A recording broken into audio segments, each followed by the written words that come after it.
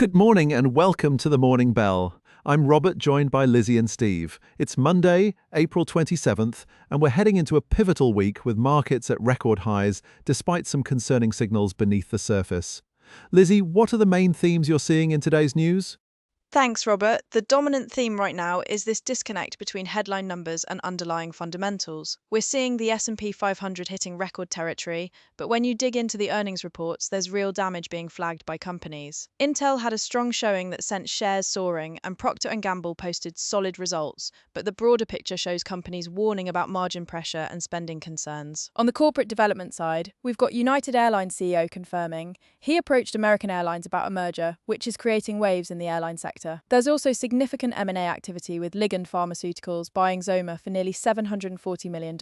And we're seeing Hawkeye 360 seeking up to $416 million in their IPO with a $2.4 billion valuation target. What's particularly interesting is the tension in credit markets, where American Express and Chase are setting new precedents for credit card fees, which tells me consumer credit dynamics are shifting.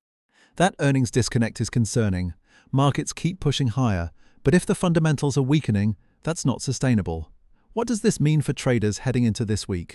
Traders need to be selective and defensive right now. The market is clearly in a risk-on mood at the headline level, but there's fragility underneath. We're also seeing geopolitical pressure with oil climbing after peace talks stalled, and that's creating additional headwinds for risk assets. The technology sector is facing scrutiny too, with Oppenheimer cutting Microsoft's price target over AI concerns. And there's this broader narrative emerging about big tech's AI spending spree, costing them workforce flexibility for positioning. I'd be looking at sectors that can maintain pricing power in this environment. The IPO market heating up is actually a contrary indicator to watch, because when surveillance firms and niche players are going public at aggressive valuations, it often signals we're in the later innings of a cycle. From a trading perspective, I'm watching for volatility expansion this week. Let's talk about the indices specifically. How are you reading the technical picture on the major benchmarks? The S&P 500 is at records, but the internal breadth is narrowing, which is a classic warning sign. We're seeing leadership concentrated in fewer names, and when that happens, the index becomes vulnerable to sharp reversals. The technical setup shows resistance forming right at these current levels, and with the busy economic calendar this week, we could see profit-taking accelerate if any of the data disappoints. The Nasdaq is similarly extended, benefiting from the AI narrative, but facing that same concentration risk. Big tech has carried this market, but with analysts starting to question the return on AI investments and workforce implications, that leadership could rotate quickly. The Dow is actually showing more stability because it's got more diversified sector exposure, including industrials and financials that aren't as stretched on valuation. If we do see a correction, the Dow might hold up better on a relative basis. My base case is we're forming a near-term top here, and traders should be thinking about taking some profits and raising cash levels. That selectivity you mentioned is going to be critical. What specific areas are you watching for opportunities versus areas to avoid? On the opportunity side, I'm watching defensive sectors like consumer staples, where companies like Procter and Gamble are showing they can navigate this environment. Healthcare is also interesting, particularly with Intellia Therapeutics announcing their CRISPR treatment succeeded in a pivotal trial. That's the kind of binary catalyst that creates real value rather than narrative-driven momentum. On the avoid list, I'd be cautious with highly valued tech names that are priced for perfection, especially those burning cash on AI infrastructure without clear monetization paths. The airline merger speculation is creating volatility in that sector, but I'd wait for clarity before jumping in because regulatory risk is high. The IPO market activity, particularly these richly valued offerings like Hawkeye at $2.4 billion, suggests late cycle exuberance. Private equity is also showing stress signals, with the Financial Times reporting new conflict concerns over sweetheart deals and former Apollo risk chiefs warning some new life insurers could struggle in a downturn. That's telling me the private markets are getting nervous about liquidity and valuations. Those are important signals from the private markets. Steve, let's shift to the economic calendar. We've got a busy week ahead. What's the data picture looking like? Thanks, Robert. This is indeed one of the most critical weeks we'll see this quarter for economic data. We have three major releases that will shape market expectations for the rest of the second quarter. First, we're getting the FOMC meeting decision, which comes at a time when the Fed is trying to balance still elevated inflation readings against signs of economic softening.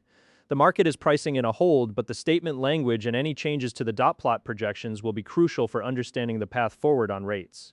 Second, we have the first quarter GDP report coming, and consensus estimates are calling for growth around 2%.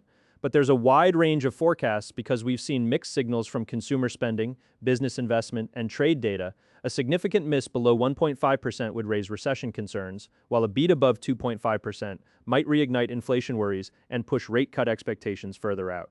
Third, and perhaps most important for Fed policy, is the PCE price index, which is the Fed's preferred inflation gauge. Core PCE is expected to show continued stickiness in services inflation, and if we see another month of elevated readings above 3% on an annualized basis, that keeps the Fed in a hawkish stance longer than markets currently expect. How should traders be thinking about positioning ahead of this data cluster?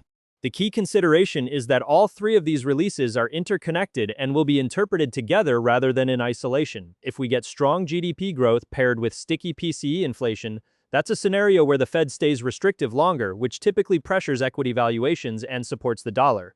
Conversely, if GDP disappoints but inflation continues to ease, that opens the door for rate cuts sooner, which would be supportive for risk assets but raises concerns about economic health. The most challenging scenario would be weak growth with persistent inflation, which is a stagflation setup that historically has been difficult for both stocks and bonds. Beyond these three major releases, we're also getting durable goods orders, consumer confidence, and pending home sales data throughout the week. The housing market data is particularly important because we've seen mortgage rates remain elevated, and any further deterioration in housing activity would signal that higher rates are finally biting into one of the economy's most interest-sensitive sectors. Oil prices climbing on geopolitical tensions adds another layer of complexity because energy costs feed directly into inflation calculations and consumer spending power. That's a comprehensive overview of what could be a market-moving week. Lizzie, let's talk about crypto. Bitcoin made another attempt at 80,000 but got rejected. What are you seeing in the crypto markets heading into next week? Bitcoin is in a really interesting technical and fundamental position right now. We saw it push up to 79,500 on geopolitical headlines related to Iran, but it hit a clear wall and pulled back. That 80,000 level has become significant resistance with multiple failed attempts to break through. However, the underlying institutional demand remains strong. We just saw $1.2 billion in weekly inflows into crypto investment products, with Bitcoin leading that charge, and spot Bitcoin ETFs are on a 9-day consecutive inflow streak, which demonstrates sustained institutional confidence despite the price volatility. MicroStrategy's Michael Saylor is hinting at another Bitcoin purchase, though the commentary suggests bulls may get less than they're hoping for in terms of size.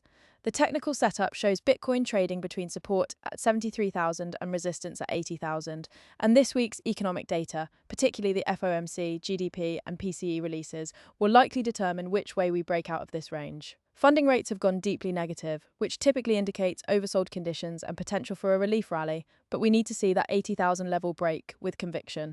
What about Ethereum and Solana? How are the altcoins positioned? Ethereum is actually setting up for potentially better relative performance in the near term. We just saw a leverage wipeout in ETH that cleared out over-leveraged positions, which creates a cleaner technical setup for a rally. The Ethereum Foundation also unstaked 17,000 ETH after reaching their 70,000 staked milestone, which is interesting from a positioning standpoint. That could create some near-term selling pressure. But it also suggests the foundation is preparing for potential strategic moves. Ethereum tends to lag Bitcoin's initial moves, but can catch up quickly once Bitcoin stabilizes. So if BTC can hold above 75,000, I'd expect ETH to show strength. Solana is more of a pure beta play right now. There hasn't been major Solana-specific news, so it's following broader market trends. Sol has strong network fundamentals, but its high correlation with Bitcoin means it amplifies both upside and downside moves. For traders, Solana is better suited for momentum plays rather than longer-term positioning at current levels. The key for all crypto this week is whether we can maintain these institutional inflows while navigating the traditional market catalysts from the economic data releases. What's your read on institutional versus retail positioning in Bitcoin right now? The institutional side is clearly driving the narrative, with those consistent ETF inflows and the 9-day streak we mentioned. BlackRock's Bitcoin ETF just hit a massive milestone that confirms crypto has moved into mainstream institutional portfolios. That's providing a floor under the market and creating more stable price action compared to previous cycles that were purely retail-driven. However, we're seeing some interesting divergence in positioning. Whale activity shows long positions building even as funding rates stay deeply negative, which suggests sophisticated players are accumulating on weakness, while retail might be getting shaken out. There's also a hyperliquid whale holding a $38 million short position against Bitcoin, which shows not everyone is convinced we break higher from here. The institutional adoption is bullish for longer-term trajectory, but short-term we're still subject to technical levels and macro catalysts. One concern that's emerged is a proposal from a Bitcoin developer for a hard fork called eCash that would freeze dormant Bitcoin, and while the community is largely rejecting this as theft, it creates uncertainty. Overall, institutions are providing support, but they're also more sensitive to traditional market risk factors, which is why this week's economic data matters so much for crypto direction. That wraps up today's Morning Bell. We've covered a market at record highs with underlying concerns, a critical week of economic data ahead, and crypto markets testing key resistance levels. Remember, do your own research and consult with financial advisors before making investment decisions. The information we discuss here is for educational purposes and reflects conditions as of today, April 27th, 2026. Markets can change rapidly, especially during weeks with major economic releases like the one we're entering. If you found today's discussion valuable, please subscribe to the Morning Bell and join us tomorrow as we break down the market's reaction to any overnight developments. I'm Robert. Thanks for listening.